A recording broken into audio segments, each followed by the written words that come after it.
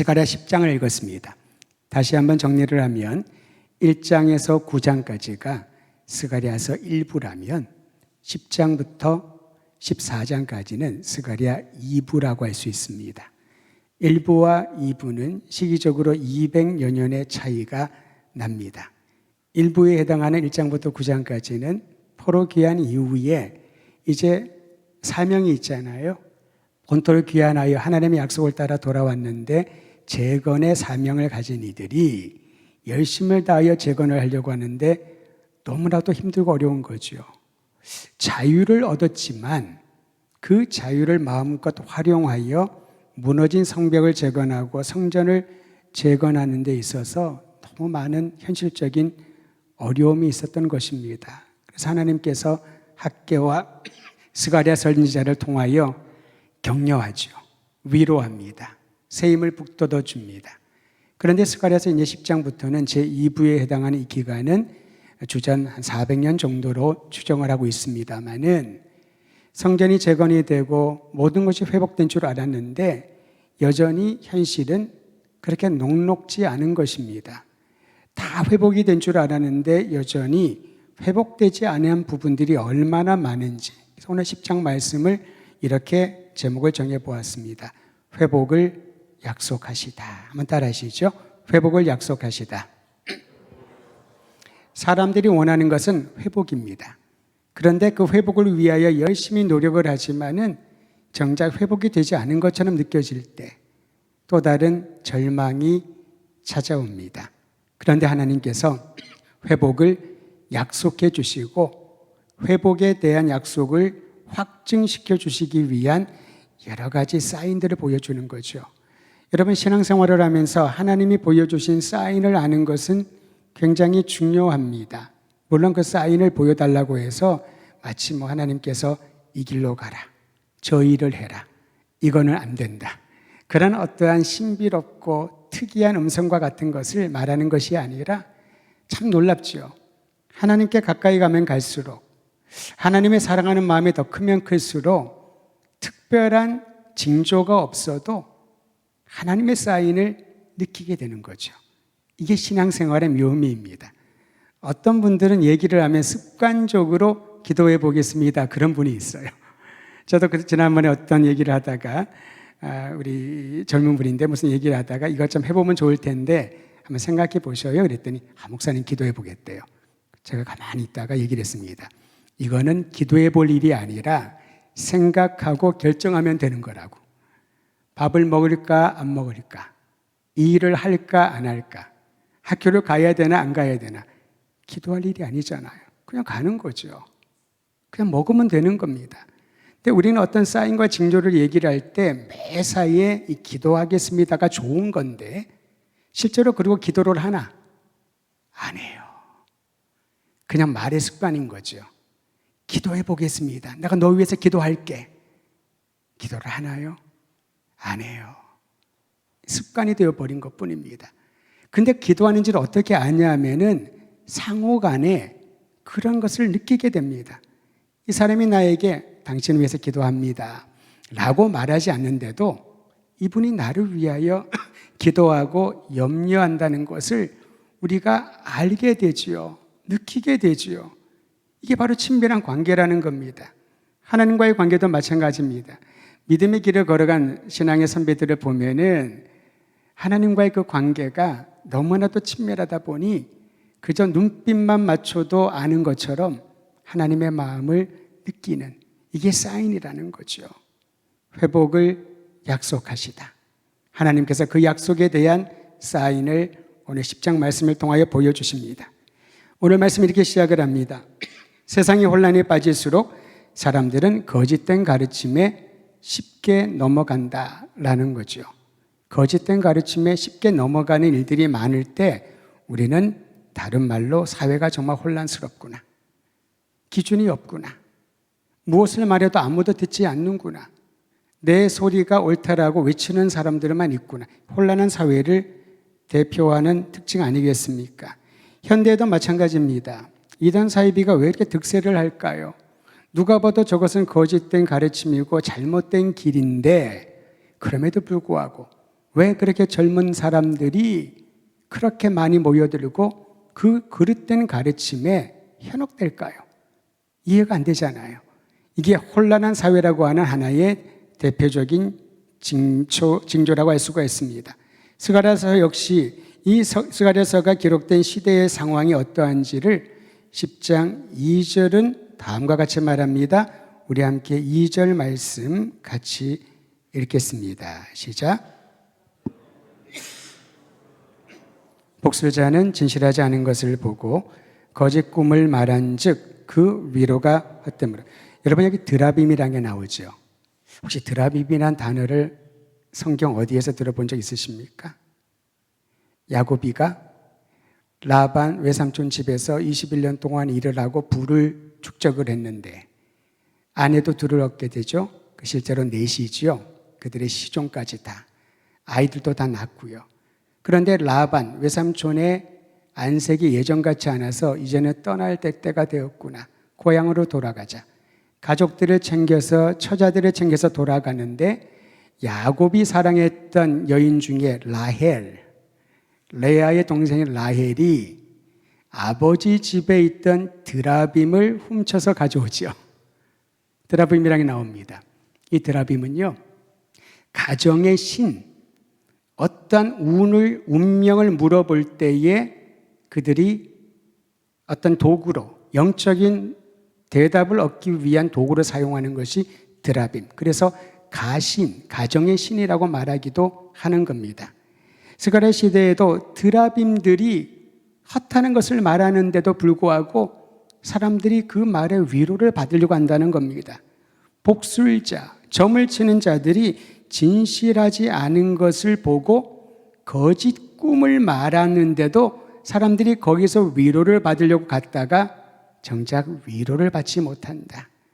영적인 혼돈의 시기였다는 겁니다. 여러분, 예수를 구주로 믿는 이들도 은근히 어떠한 현상과 만약에 드라빔과 같은 나의 운명에 대해 말해주는 것이 있다면, 또는 복술자가, 점쟁이가 나의 운명에 대해서 용하게 맞춰서 답해 줄 수 있는 사람이 있다면은 그런 사람 가지 않습니까? 전에 한번 제가 예화를 들었던 것 같은데요. 제가 청년 담당할 때 한 아이가 있는데 어머니가 아이를 데리고 상담을 하러 왔습니다. 그 학생이 한 외고를 다녔는데, 서울에 있는 외고인데 굉장히 공부를 잘했어요. 모의고사를 보면은 무조건 서울대. 그런데 시험을 봤는데 서울연고대는커녕 그보다 더 못한 대학에 들어갈 점수가 나온 거예요. 재수를 시켰습니다. 두 번째 했는데도 똑같은 현상이 나와요. 모의고사를 보면은 서울대. 그 점수를 충분히 갖고 있는데 수능만 보면은 점수가 안 나오는 거예요. 그래서 삼수를 시키긴 그래서 재수하고 난 다음에 반수를 시키면서 이제 세 번째 도전을 하는데 저를 데리고 왔어요. 목사님, 우리 아이가 이러이러하는데 좀 기도를 해주시면 좋겠고 어떻게 하면 좋겠습니까? 제가 진학 담당을 하는 사람도 아니고 그 부분은 제 전문 부분이 아닌데 오죽 답답했으면. 제가 그 아이를 보니까 이 애는 별로 긴장감이 없어요. 그냥 지금 다니는 학교에도 행복한 것 같아. 다만 알고 봤더니 아이고야, 엄마 아빠가 서울대 연대 출신이네요. 그러니까 그 기준이 너무 높은 거예요. 근데 이 아이는 분명히 실력이 됩니다만은 무엇 때문인지 몰라도 결정적인 순간에 시험을 보지 못하는 거예요. 그러면서 저한테 얘기를 하면서 별의별 얘기를 다 하는데 저한테 그 엄마가 이렇게 말합니다. 목사님, 제가 교회를 다닌 지 오래됐지만은 솔직히 이런 말하기 죄송하지만 제가 점쟁이도 찾아가 봤어요. 얘가 왜 이러는가? 이 아이는 미래는 어떤가? 근데 그분이 그 말을 했다는 것은 그게 허탄하고 거짓된 것인 줄 알지만 너무 답답하니까 위로를 받으려고 찾아갔던 거예요. 그런데 결국 그것은 진실이 아니기 때문에 그런 얘기까지 하면서 어떻게 하면 좋겠냐고. 제가 보면서 저 뭐라고 얘기할 수 있나요? 제가 이 아이 위해서 계속 기도하고 있는데 기도를 끊임없이 하겠습니다. 한 가지만 제가 어머니께 말씀드리고 싶은 거는 아이가 원하는 것이 무엇인지를 좀 알아보면 어떨까요? 조심스럽게 얘기를 건넸는데 그 말이 끝나자마자 우리 집에는 우리 집안도 그렇고 큰 집도 그렇고 작은 집도 그렇고 못해야 연대래요. 그래서 그 말 들으면서 우리나라의 이 교육에 대한 생각들이, 거기에 들어갈 수 있는 학생들은 전국에 몇 명이 되나요? 나머지 학교에 다니는 학생들은 그러면 인생이 전 달라지나요? 오히려 기성세대의 잘못된 기준이 이 아이로 하여금 또 다른 압박감을 주는구나. 그리고 나서는 제가 그 아이가 세 번째 도전을 했는지 안 했는지는 잘 모르겠습니다. 왜 모를까요? 제가 여기 왔으니까. 그들은 소식을 끊어졌습니다마는 가끔 생각이 납니다. 하나님께서 그 부모와 그 가정과 그 아이를 은혜를 주셔서 그 불안과 긴박감으로부터 벗어나서 허탄한 것에 위로받지 않고 하나님의 뜻을 따라 살아갈 수 있도록 위하여 드문드문 생각날 때마다 짧은 기도를 하나님께 올려드리게 됩니다. 사랑하는 성도 여러분, 포로 귀환이 끝났습니다. 본토로 돌아왔습니다. 모든 것이 안정된 것 같아 보였습니다마는 실제로 영적인 상태는 안정되지 않았습니다. 허탄한 것을 말하는 드라빔을 쫓고 아무것도 위로해 줄 수 없는 점술가들을 쫓아가는 것이 사회 분위기가 되어버렸다라는 것입니다. 사람들은 진실의 귀를 막고 그릇된 이야기를 따르게 됩니다. 왜 그럴까요? 우상이 하나님이라고 착각하기 때문에, 하나님이라고 착각하기 때문에 위로받으려고 하는 그럴 마음들이 멈추지 않는 것이죠. 우상 숭배는 무엇일까요? 형상을 만들어 숭배하는 것도 우상 숭배이고요. 또 하나님보다 더 내 마음의 우선권을 가지는 것이 우상 숭배입니다. 돈은 필요합니다. 돈이 있어야 조금 더 편안하게 살 수가 있지요. 하지만 그 돈이 또는 명예가, 권력이 하나님보다 하나님의 자리를 차지하고 있다면 그것이 우상 숭배인 것이죠. 우리는 예민하게 이 부분들을 살펴보아야 할 것입니다. 이와 같은 우상 숭배는요, 지도자들의 생각을 혼미하게 하고 영적인 타락과 쇠퇴를 가속화시켰습니다. 어둠의 영이 공격하는 것은 지도자입니다. 그리고 지도자를 흔들려고 여러 가지 작업들을 하게 되죠. 이게 어둠의 영들이 하는 일입니다. 지난번에 제가 장기 얘기를 하면서 그 장군이 이제 왕이 죽으면 끝나는 거잖아요. 왕만 잡으면 끝이 나는 겁니다. 그것처럼 어둠의 세력은 영적인 지도자와 공동체의 지도자의 위치에 있는 이들을 어떤 이유이든지 흔들고 넘어뜨리려고 하는데 우리가 그것을 안다면 깨어 근신하며 제대로 볼 수 있어야 됩니다. 제가 참 고마운 것이 목회자인 저를 위해서 우리 성도들이 얼마나 기도 많이 해주셔요. 우리 권사님들 기도해 주셨고 공예배 때도 그렇고 개인적으로 기도 많이 해주시고 우리 또 노권사님들은 새벽 기도를 오고 싶은데 못 오시는데 항상 저한테 얘기를 해요. 목사님 새벽 3시나 3시 반 되면 일어나서 목사님 기도를 가장 먼저 합니다. 우리 김근영 권사님은 아들이 목사가 있잖아요. 저한테 그래요. 자기 아들 목사는 제일 마지막에 기도하고 제일 먼저 기도는 우리 담임 목사님, 당회장 목사님에서 기도한대요. 제가 그래서 순서가 뭐가 중요하겠습니다만 아들 먼저 하셔야죠. 그랬더니 아니래요. 제가 그 얘기 들으면서 얼마나 가슴이 떨리던지요. 지도자를 위하여 영적 지도자 목회자가 바로 설 수 있도록 성도들이 기도를 해주셔요. 왜냐하면 그 원리를 아니까. 지도자가 타락하면 공동체와 사회는 순식간에 무너지기 때문에. 근데 스가랴서에 보니까 영적 지도자들이 타락의 선봉이 되어 있었다라고 말합니다. 오죽하면은 10장 2절 우리가 아까 읽었던 것처럼요. 백성들이 양같이 유리하며 목자가 없으므로 공고를 당하나니 고통을 당한다는 겁니다. 목자 없는 양같이 백성들이 방황하고 있다. 목자는 있습니다. 목자가 목자 역할을 안 하는 거죠. 양들을 지키지 않고 딴짓을 하고 있다면은 그 양들은 목자 없는 양떼처럼 방황하다가 굶고 넘어지면 일으켜주지도 않고 털 깎아주지도 않고 맹수들의 공격에서 방어해주지도 않는 그런 비참한 인생을 살아가게 된다라는 겁니다. 저는 우리 교회 안에서도 담임 목사뿐만 아니라 교육자들 또 장로님들 우리 직분자들 다 있으시잖아요. 또 그중에 소그룹의 소그룹 리더도 있고 각 소속회에 또 우리 회장, 임원들도 있지 않습니까? 이들은 더 깨어 기도해야 돼요. 왜냐하면은 그들이 온전히 서 있지 아니하면은 오늘 말씀처럼 함께 속해 있는 구성원들이 목자 없는 양처럼 방황하고 공고를 당하기 때문에, 고난을 당하기 때문에, 그래서 깨어 있어야 된다라는 겁니다. 우리가 지도자를 위해서 기도하는 것도 마찬가지입니다. 정치 지도자, 경제 지도자들을 위해서 기도할 때도 마찬가지지요. 하나님께서 은혜를 베풀어 주셔서 어떤 공격에도 넘어지지 않은 굳건한 방어벽을 쳐달라고, 그래서 깨어서 기도하고 또 기도해야 됩니다. 저는 교회 영적 지도력을 성서는 섬김의 리더십으로 대표하지 않습니까? 정직하고 윤리적이고 카리스마도 있어야 되고요. 그리고 올곧은 분별력도 있어야 되고, 그런데 섬김의 리더십을 성서의 리더십으로 얘기를 합니다. 이번에 총선이 끝나고 나니까 모든 정당에서 입을 맞춘 듯 같은 말을 하더군요. 앞으로 더 겸허히 국민들을 섬기겠습니다. 이게 성경에서 나온 거거든요. 섬김의 리더십. 마가복음 10장 45절에 예수님 말씀하십니다.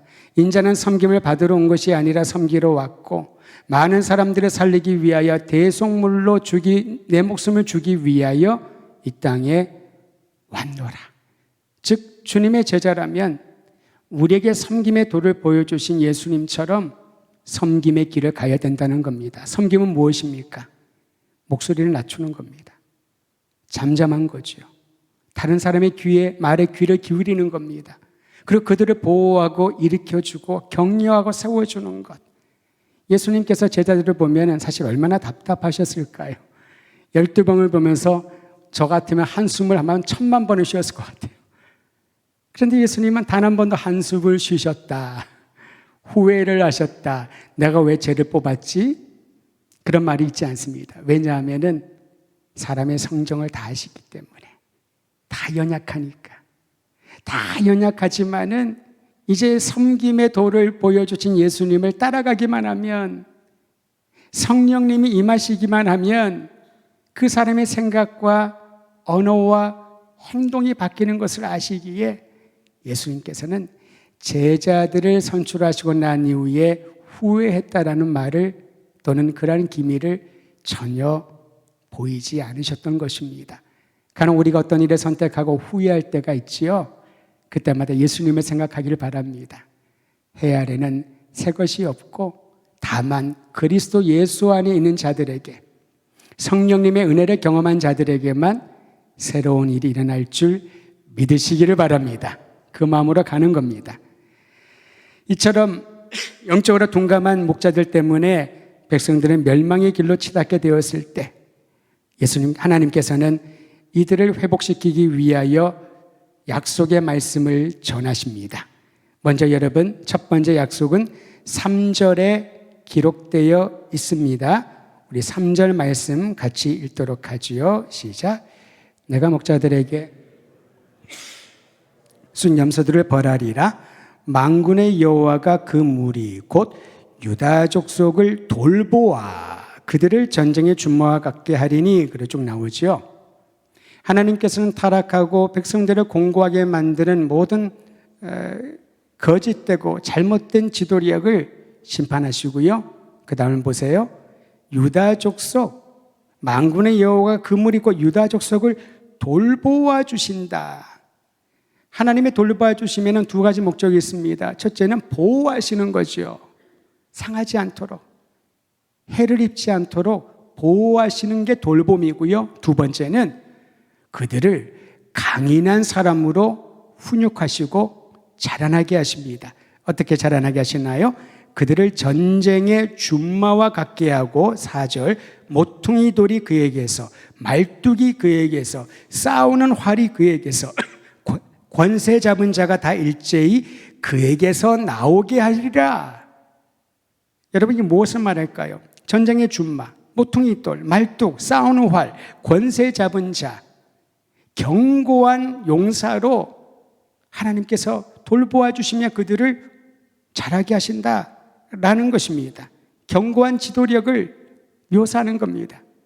지금은 비록 연약하고 볼품없고 시술투성이고 말과 행동에 부족함이 많은 사람이라 하더라도 하나님께서 돌보와 적들의 공격을 막아주시고 더불어 그들을 준마와 같이 말뚝처럼 견고하게 강인한 권력을 가진 자처럼 훈련시키고 키워주신다는 거죠.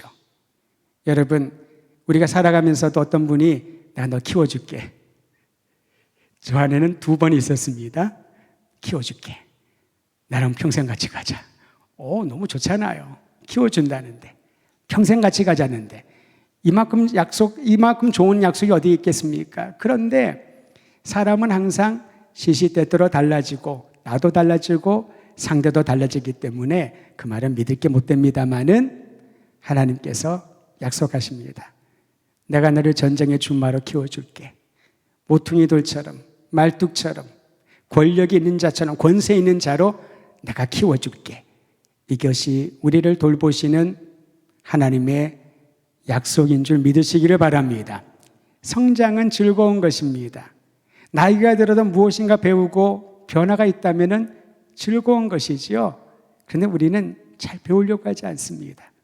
성장이 없으니까 항상 제자리에 머물러 있거나 잘하면 대부분 퇴보를 하게 되죠. 성장은 비록 미미할지라도 앞으로 조금씩 전진하는 것을 말합니다. 이것이 하나님 우리를 돌보아 주시는 약속에 포함되어 있습니다. 또한 2번째로 회복을 위한 하나님의 약속은 10장 5절에 기록되어 있습니다. 5절도 같이 한번 읽도록 하지요. 시작. 싸울 때에 여호와가 그들과 함께한즉 그들이 싸워 말탄 자들을 부끄럽게 하리라.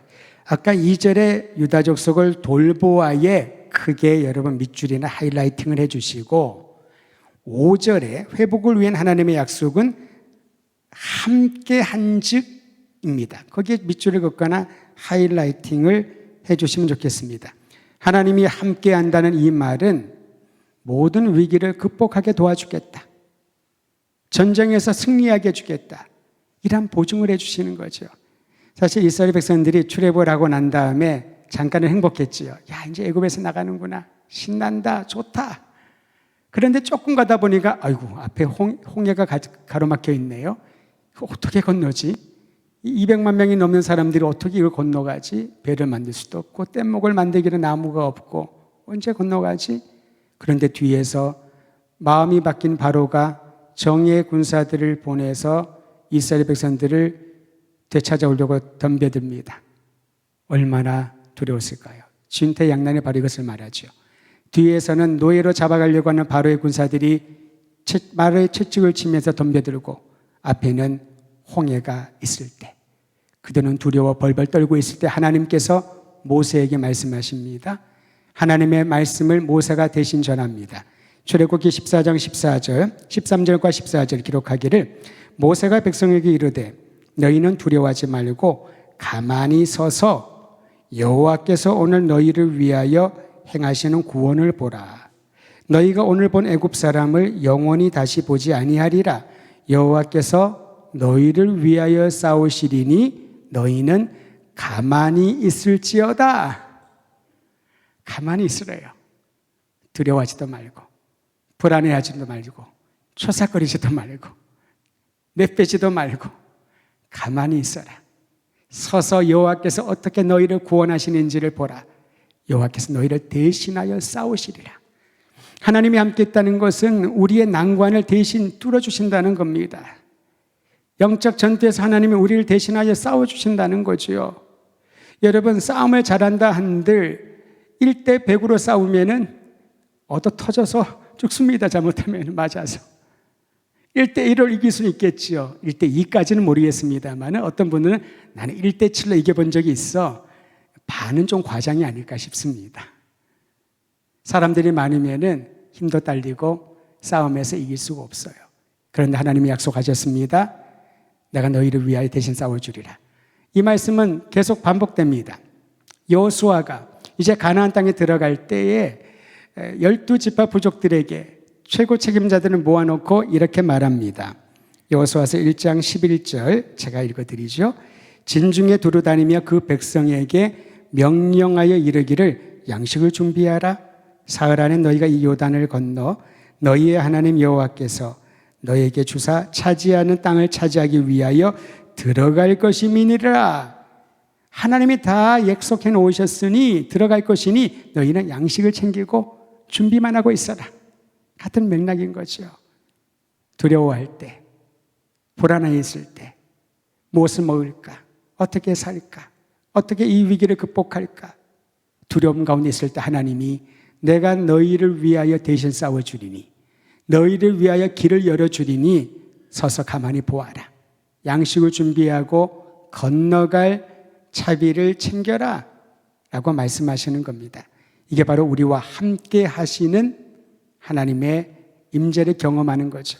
저는 우리가 이 땅을 살아가는 모든 성도들이 그럴 때 있잖아요. 막막할 때, 답이 없을 때, 내가 아무리 애쓰고 노력을 해도 그 다음이 보이지 않을 때 나와 함께 하시는 하나님을 의지하고 주님께서 그 길을 열어주실 줄, 주님이 모든 대적들을 대신 싸워 승리를 주실 줄 믿고 선포하며 나아가시기를 바랍니다.